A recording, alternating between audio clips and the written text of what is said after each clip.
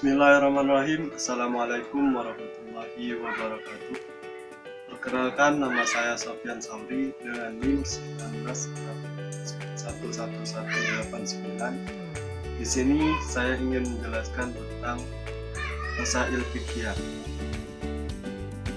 Pengertian masail fiqhiyah secara etimologi berasal dari bahasa Arab masail yang artinya jamak dari kata masalah, yaitu bermakna masalah atau problem.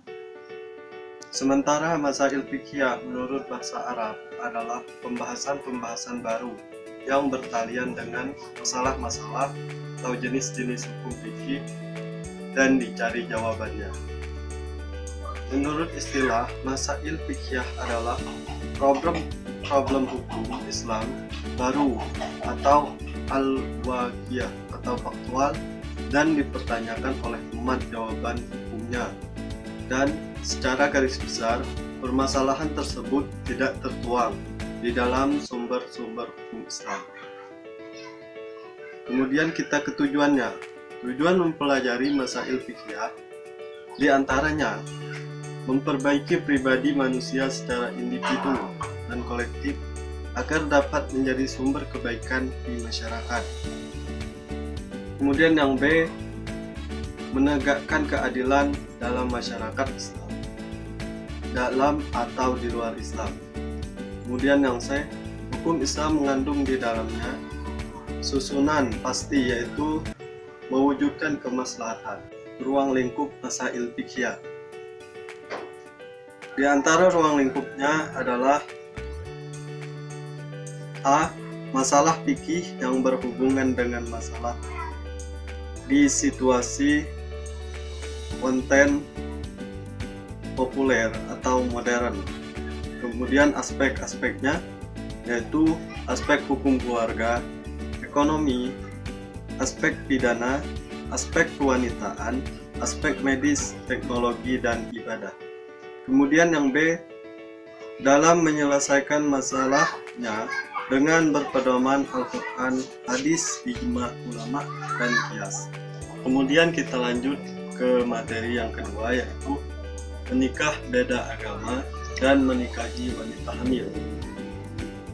Menikah menurut Kamus Bahasa Indonesia adalah ikatan akad atau perkawinan yang dilakukan sesuai dengan ketentuan agama, baik secara hukum maupun ajaran. Menurut arti aslinya, nikah adalah akad yang menjadikan halalnya hubungan kelamin antara pria dan wanita.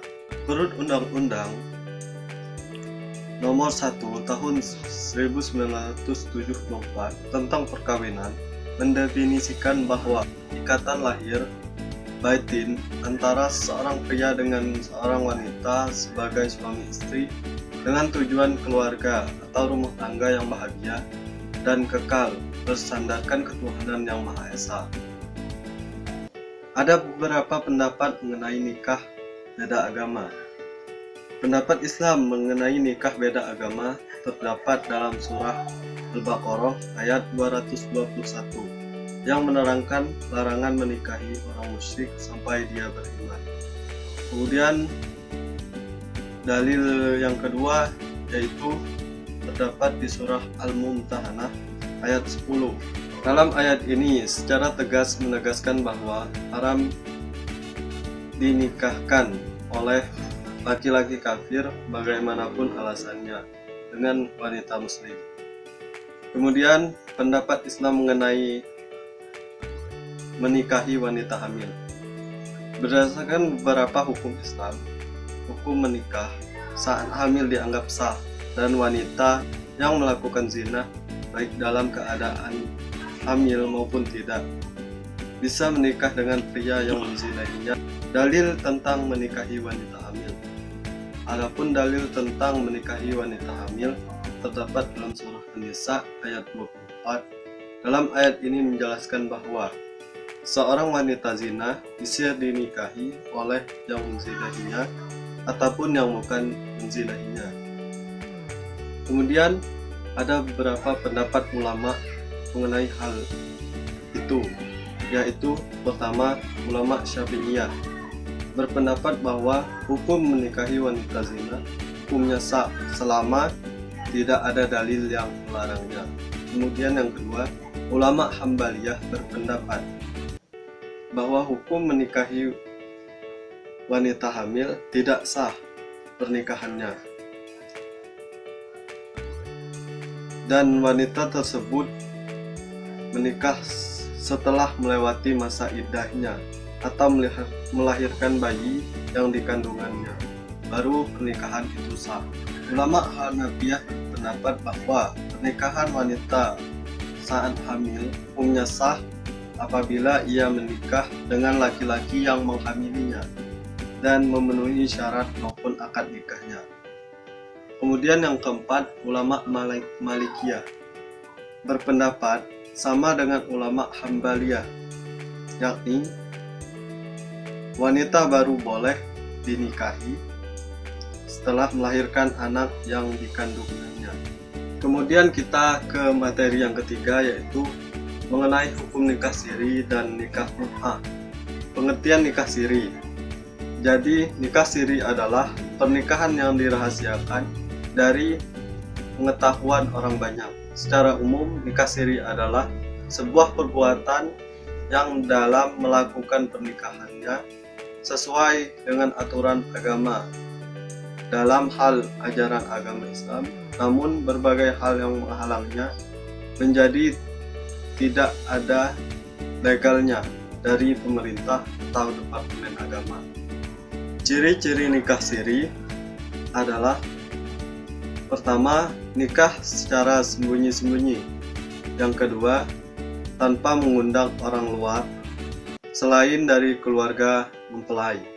Kemudian yang ketiga, dilakukan oleh sepasang laki-laki dan perempuan tanpa diketahui pihak keluarga sekalipun.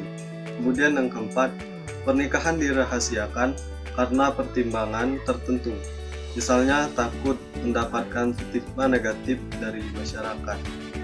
Kemudian kita ke tata cara pernikahan siri. Tata cara pernikahan siri diantaranya: yang pertama, adanya calon suami dan istri yang akan melakukan pernikahan. Yang kedua, adanya ijab kabul. Kemudian yang ketiga, adanya mahar. Keempat, adanya wali. Dan yang kelima, adanya saksi. Hukum pernikahan siri terbagi dua, yaitu nikah siri menurut Islam adalah sah atau halal jika syarat dan rukun nikahannya terpenuhi pada saat pernikahan siri digelar. Kemudian B, nikah siri menurut hukum di Indonesia adalah terdapat pada pasal 2 ayat 1 bahwa pernikahan atau perkawinan adalah sah apabila dilakukan menurut hukum masing-masing kepercayaan itu. Pernikahan siri mencatatkan perkawinan dengan istimbat hukum, yaitu melakukan perkawinan ulang. Kemudian kita ke pengertian nikah mut'ah. Kata mut'ah diartikan sebagai kesenangan atau hiburan. Sedangkan istilah nikah mut'ah adalah nikah yang dilakukan seseorang dengan tujuan semata-mata untuk melepaskan hawa nafsu. Nikah ini dilarang karena tidak sesuai dengan syariat. Adapun hukum nikah mut'ah di kalangan ulama Syiah, nikah mut'ah adalah halal, sementara ulama Sunni sepakat bahwa nikah mut'ah haram bagi orang muslim. Dan Ibnu Taimiyah dalam kitabnya As-Sunnah An-Nabawiyah menyatakan bahwa tidak ada satu ayat pun dalam Al-Quran yang memperbolehkan nikah mut'ah. Pernikahan mut'ah di antaranya di kalangan Khulafaur Rasyidin.